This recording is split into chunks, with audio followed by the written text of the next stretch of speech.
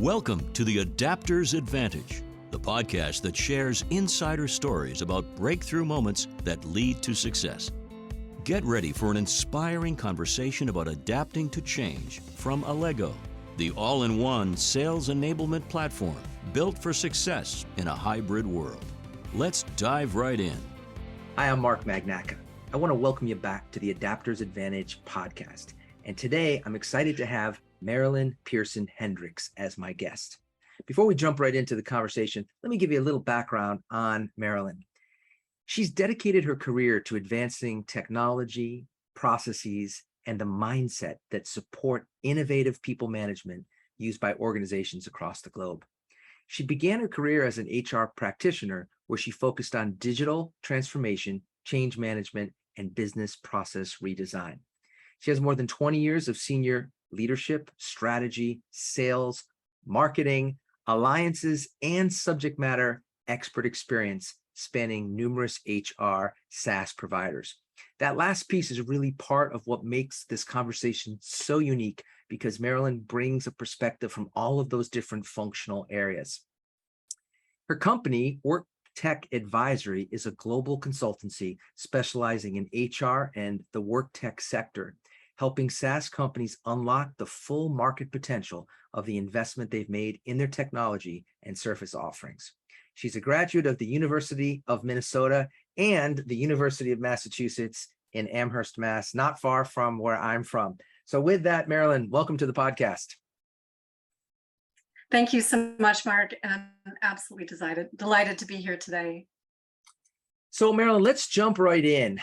You do a lot of different things. You've got a very diverse background. When people meet you today, and I'm just going to assume you have a logo on your shirt that says WorkTech Advisory. They meet you and they say, so WorkTech Advisory, what do you do? How do you answer that question? Well, our mission at WorkTech Advisory is to work with founders and their senior leadership teams on really unlocking the power of the assets that they've developed for our marketplace. And some of the problems that we help our clients with is really making really important decisions for their organization. And typically our clients have had a certain amount of success in a segment or a geographic theater and really are looking at where do we go next. Mm-hmm. And so how do we open up new geographies, really new revenue streams, ultimately, achieve more astute competitive differentiation, and really achieve dominance in the area that they've selected. And so what we do is we help them really navigate through those decisions and provide a very seasoned bench of other like-minded individuals that provide expertise at a great value to the organization. So yeah. Yes. So let me ask you, Marilyn, it's sort of in the spirit of people needing to put things in a mental folder, kind of like a file folder in your head. Do they think of the role that you have as an HR related role, a sales related role, as a marketing related role, or are they thinking you as a consultant that can come in and really cross all of those different functional areas? Yeah, the answer is yes. It's really the cross-functional approach that we take. We take a programmatic approach to go-to-market, specializing just with really largely SaaS companies that are in the HR tech and the work tech space. Mm-hmm. And what we're not a marketing agency. Mm-hmm. We're not a appointment setting group. We're not a public relations group. But what we do is really work through those areas of go-to-market that I would say kind of fall amongst and between those if you would, traditional disciplines that are crucial to go-to-market success, at least in our space. And our bench of our team of consultants and really advisors, the thing that we all share in common is deep domain expertise. We came from the industry. We've grown up in the industry. We understand the history. We really can relate with the buyer perspective. And then how do you set up the machinery that is needed for success? Yeah, I get it. No, it's such an important element, particularly for new companies where so often there's technically oriented founders who are really good at one part of the business, which is the software itself or the technical elements of it. But there's all these other pieces. And to try to have a technical founder think about some of those other areas, many of them just sort of throw their hands up and say, that's not my thing. So I want to just rewind the tape a little bit and ask you to share a little bit about the start of your career and this journey that you've been on, and then specifically kind of who influenced you and how did you start in HR? Right. So being a multidisciplinary individual and really working with a team, a tribe of folks that have a similar experience, we tended to move around in that domain or in multiple domains. And let me tell you a little bit about how I got started. I would say that my first job, other than babysitting, if you would, was I sold carpet cleaning, and I sold it at 100% commission when I was 15 years old. And I went to work after school for 2 weeks without getting even minimum wage, and in order to get my first sale. And what I realized during that, there were a lot of lessons that came from that experience, but it has to do with perseverance and what are the things that lead you to the sale. And what I realized is the callbacks, right? The callbacks. So they might not be willing to say yes to that carpet cleaning when people still answered their phones. But it was the callbacks that actually got the sale. Fast forward 15 months later, I'm still working there, 15 years old, and I'm leading 2 phone rooms. I hired all my friends. We organized the structure of where the cleaners, which city they were going to, so they weren't driving all around town. Yeah. And we built a piece of machinery. And so that then led me to a career attempt at Burger King, which taught me really quick that I didn't want to that I was probably better suited for, call it white collar versus fast food and, sure, and hospitality. And fell into HR completely by accident. And so did a tour of duty at an ad agency, brought them actually through a digital transformation of sorts, because everything was manually done on typewriters at that point in time. And I brought them all into organizing everything into my first love, which was Lotus 123 1.0. Wow. And so you can rip that spreadsheet from my cold dead fingers. But then I accidentally landed in HR. And if you talk to a lot of people that are in HR, they didn't necessarily deliberately go there. I mean, some did, you'll find that. But a lot of us, we ended up in the domain somehow by accident. So my first HR job was actually working kind of as a combination assistant for sales and marketing, which I had a background in, as well as supporting HR. And the first day on my job, my boss lays down all the salaries of everybody in the company and said it right here. And then I became a database person working with Ashton Tate product called DBase 3. And there was so much manual work. My goal then became how to automate all this stuff so that I could do things that were more value add. That journey of really, call it sales and marketing and advertising and applying technology and working in the world of HR, that's really the culmination of where I am today. Wow. So my first software company that I went, oh, sorry, go ahead. Yeah, no, it's just a very interesting sequence here, Marilyn, and I'm so glad you pointed that out, because I've had two other HR professionals on the podcast, and both said the same thing. They fell into it, which is very similar to what many salespeople say.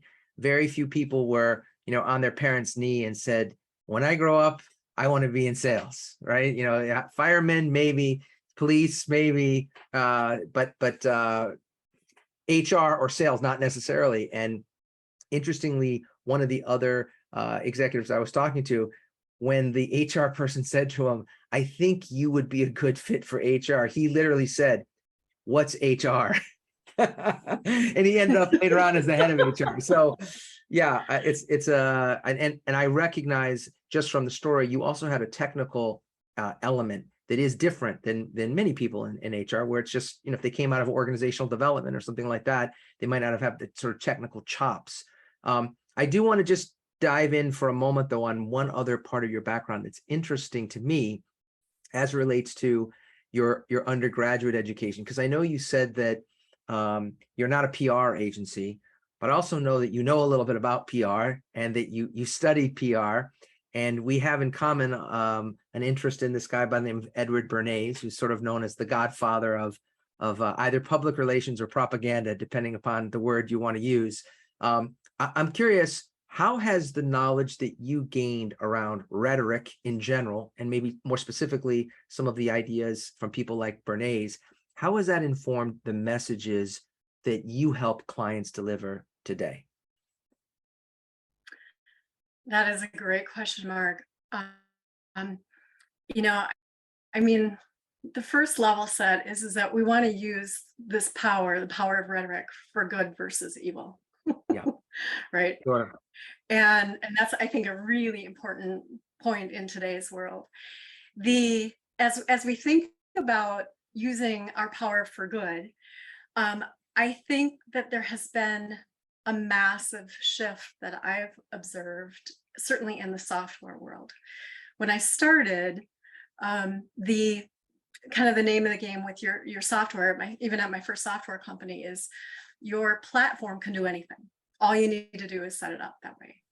And if a prospect was asking a question, can we do this? The goal was to answer yes, not critique whether or not it was the right question. Sure. Right? Or legal, even. Mm-hmm. And I think what's happened, the shift forward today, is the table stakes are that if you are a software provider, at least the leading ones that I see, the ones that are really winning are ones that have a point of view, and they come to the table with a set of recommendations of what good looks like. Mm-hmm. And as an HR person who's done hard time in the saddle, relating back to what does good look like? And I think that comes through in the expectation on thought leadership and the conversation that we want to have with our clients and our prospects. And no longer is it, if we think about, everyone's got HubSpot, right? And everyone's like attending their training classes. And there's a playbook, right? Or using account-based marketing. And everyone's looking at, like, we're all kind of going through motions where almost all, you can replace the vendor name, but our product is this, or it's very difficult to differentiate. Right. If we're all following, if you would, the SaaS playbook. So some of the questions that I think are more interesting right now that we're exploring deeper, and this isn't certainly new to us or thinking about it, but talking about it and doing it, I think, are two different things. Sure. And so if we're all the equivalent of being on the Wall Street floor where we're shouting out stock prices, I'm thinking about, I'm painting a mental picture of mass pandemonium, right? Right. If you're a buyer, you can get there's no shortage of webinars for you to attend. Sure. And, you get thousands of emails. You just get this deluge of information. So what is going to make the difference for a solution provider in the space, right? That, to me, is a really interesting question that blurs the lines between public relations and marketing and sales and, what kind of sales. But I think that the power play today is, how do you build the community and what goes into that, and how do you make it sticky? And how do you build those advocates, clients that have used you in an organization, in their organization, and maybe they move on to their next firm and they bring you along with, right? Or ones that, how is it that as you sign a contract with, and you earn the business and you get the yes, right? A key piece of success for the SaaS playbook is renewals. Yes. Right. And the expansion of your footprint in those accounts. How we earn that. And so it's not just, to the point of the technical founders that, you're never done with your product. There's always going to be a roadmap. There's always going to be things that are not done. Right. But at the end of the day, the best product doesn't win. At the end of the day, the best go-to-market wins. And that encapsulates how is it that we take control of the conversation that we have with the ecosystem, with our clients, and that we be good ambassadors of our message. That's a very interesting and relevant analysis. As someone in the SaaS business myself, I'm very interested in the comment you just made, because to some extent, Marilyn, I can tell you that at our company, we're not following the traditional SaaS company playbook, even though we're a SaaS company. I can tell you that as an example, if I had a nickel for every SaaS company that gets funded and they immediately start with some kind of email outreach sequence, as if it's so formulaic, you just put the money in this side and then click the knob and all of a sudden it starts coming out the other side. What we're finding, because of the deluge of what you've just described, is that a lot of people have begun to just completely delete emails that it's pretty apparent are generated either from AI or are part of some kind of manufactured sequence. There's no personalization at all. And what we're seeing, interestingly, which in many ways goes back to rhetoric and it goes back to the history of selling, is the concept that for thousands of years, selling was a person-to-person interaction. And if you really think about it, the line between what was selling and what was marketing was blurred because it was one person talking to another person. And how much of what they were doing was selling and how much of what they were doing we would today call marketing, it's kind of hard to discern because it was all one. And so what we're seeing is this personalization, the ability to record, for example, a 30-second or 60-second personalized video calling you by name and calling out a specific issue of relevance to you, or potentially dropping a name that in that message, along with your face as a thumbnail image in an email, and next to it, the total running time that the video is 41 seconds, right? The confluence of those things we're seeing driving a much higher engagement rate than just machine gun spray of as many possible messages out there as possible. Right. Yeah. And it's not about having the loudest conversation. It's about having a better conversation. Indeed. Right. And I think I think the personalization element is also bringing in authenticity. And authenticity, I believe, implies that we care. Right. Right. And that we've done our homework and that we know that we're relevant. And so yeah, I mean, in some respects, if we think about public relations, we think about, if we go back to some of the historical side of things, there's this idea of the mass marketing, but it's like, can we be the most relevant and useful in the niche with the buyers that we want, that will get the most value from what it is that we do and the problems that we solve, again, speaking from a SaaS provider's perspective. So, and at the end of the day, when you look at the end result, it can look simple, but we also know that simple is not easy. So as a result, the premise that I'm posing to you is, what if the ability to get back to one-to-one marketing, which we can really do now, means that there's a blurring between where sales and marketing, where the boundary ends, and therefore sales needs to think more like marketers and marketers need to think more like sales. What do you make of that hypothesis? I'm right there with you. Yeah. In fact, it's there's like this artificial distinction right now between sales and marketing. And what brought me, at my journey went through basically, direct sales to ad agency to 10 years in HR to working for software companies back in sales, right? Mostly to large enterprise. And then when you're in sales, you need leads. So then you value, well, and again, I'm talking B2B Yes. sales right Yes, here of is course. my perspective. Well, that's an important distinction.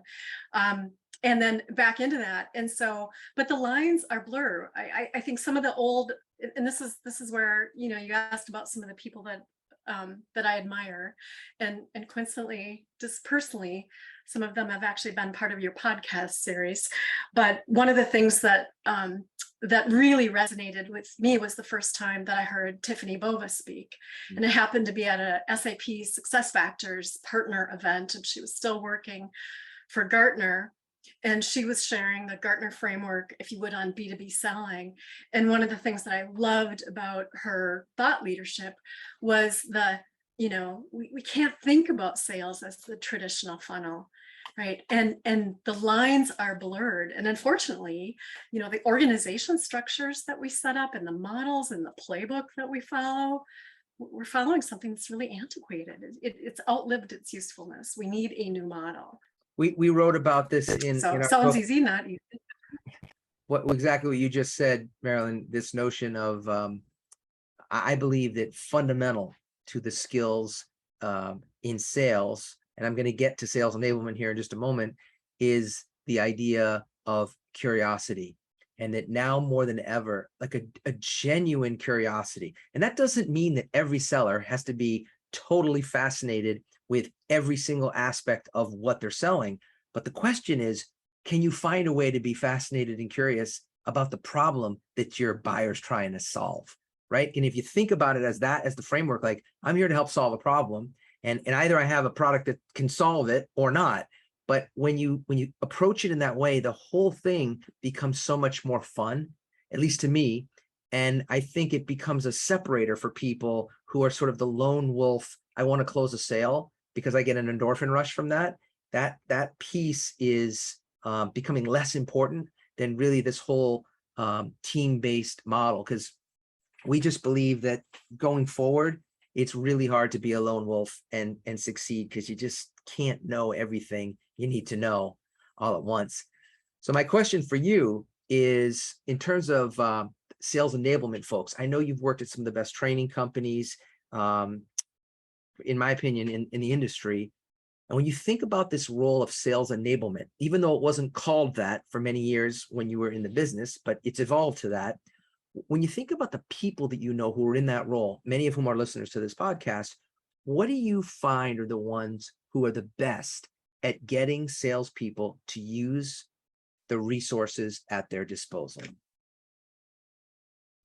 I mean, isn't that one of the most frustrating things when you're in sales leadership, right? You come in and you're like, oh my gosh, we've documented and we've gone through and we've written out what the ideal process is. Here's all your questions. All you have to do is use this, right? And then there's this change management and adoption issue, Right. And I think I've made every mistake, and I think I've tried everything. One thing that was, and I'm saying this just to be a little bit facetious, but one thing that was kind of effective for me and was when we were rolling out something new, particularly testing it, in terms of techniques, there's an order of operations. And sometimes I found it pretty effective. And again, again, there's always improvements. There's always new things. You're never done with, call it adopting techniques and new things. At least that's what I've seen. But if you look at, who's very successful, and you've got people that are more prone to try new things, Right. Just tell them to not tell anybody. So they're getting something special, but don't tell anybody that you have this. Like, pretty soon, all of a sudden, now it's not a leadership mandate. It's a secret privileged Yes, knock on the door. I Can love you it. to so-and-so?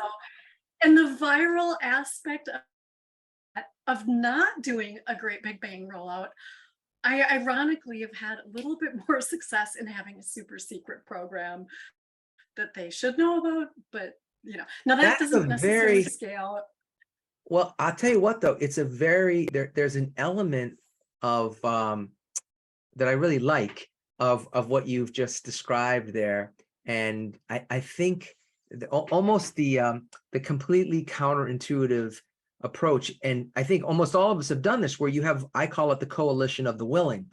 You've got this subset, right, who've kind of raised their hand. And if you think about it, Steve Jobs did this with the Macintosh team. He put them in a separate building and he had their own flag, and he sort of separated them. And the natural question was like, what are they doing over there? So the question then becomes, how do you operationalize, once that thing's working, how do you have it kind of leak out in a way that other people want to get involved? So what did you do, or what have you seen others who are really successful in sales enablement do to harness the power of kind of being in the club, and getting that to move beyond the early adopters to kind of the early majority? Yeah, I mean, there's the group participation, and I think building it into your culture. One of the SaaS companies that I worked for, our head of sales ops at the time, his name was Mike. He did one of the best jobs of an enablement from a cultural perspective.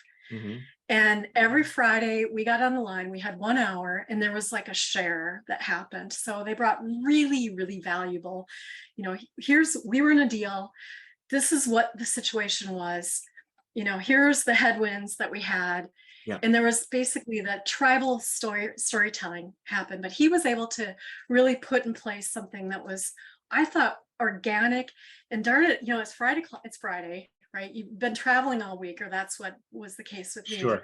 And they didn't take attendance, so I didn't have to go to these calls. And by the way, they did record them, and we inventoried them. So if you missed it, you could go and see it, and pretty soon, then there's a nice curriculum. Yes. But it was participatory and meaningful in a sharing, and it made our culture. And when I was in one of my scale ups, I copied Mike's playbook. Every Friday, we basically had everybody was a student and everybody was a teacher. So we built our community right on that. Marilyn, what's so interesting about that is it actually ties back to the campfire for, in sort of human history, right? This idea of sitting around the campfire telling the story. It was never required, right? Even if you think of indigenous cultures, no one was taking attendance, but people knew at this time the elder was going to sit there, and that whoever had the stick in their hand would be able to speak, and the stories would be recounted.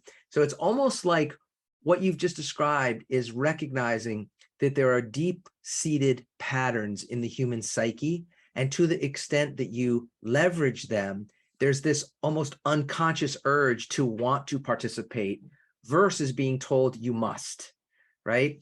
And if I can just go back, you probably know this story of Edward Bernays, but it was the one that really struck a chord for me.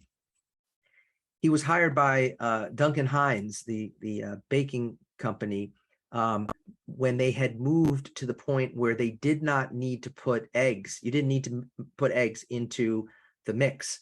And this was in the 50s, and there were a lot of women who were just starting to go into the work world in a big way at that time, kind of post Rosie the Riveter, and they were feeling an element of guilt. He did surveys, and what he found was women were feeling like, I'm not a good mom if I'm not making a cake from scratch. And what he discovered was, he said to Duncan Hines, reformulate it so that in this case, mostly it was moms, they have to crack an egg and put the egg in. Now, if you think about that, there's the act of cracking the egg, and now I feel like I've done something, right? But then there's also like a deeper symbolism of, I've just put an egg into this mix, right? And all of a sudden, what happened with Duncan Hines is there was this sense of like, it's not a cake from scratch, but it's also not just from a box because I put some of myself in it. Now that's a very big thought, but to me, that was a great example of almost the connection between communication and really understanding the history of how human beings have developed and being able to tap into what people really want, not necessarily just what they say. Oh, I love that story. I absolutely love it. And don't you think it applies to, I mean, many things, but it also applies to the sales process, right? If we take, and again, this comes out in whichever methodology that you're prone to or following, but if your prospect isn't doing work in a deal, if they're not cracking the egg and putting that, you don't have a deal, right? Yeah. And so, right. And so, but it also says that we're both doing work, but we're also hopefully reducing friction. Maybe we have a box cake so we don't have to put the ingredients together. It's a great, that connection you just made to me, that's almost what I love about your multidisciplinary approach is that that's an example. You're pulling a thread of anthropology there, right? So it's almost like recognizing, hey, there's a sophistication to what we're talking about. That, sometimes I think some of the purely technical SaaS folks are like, this is just a playbook. Page 1 of the playbook is this, page 2 of the playbook, to which I say, you're forgetting the complexity of human beings. It's not that simple.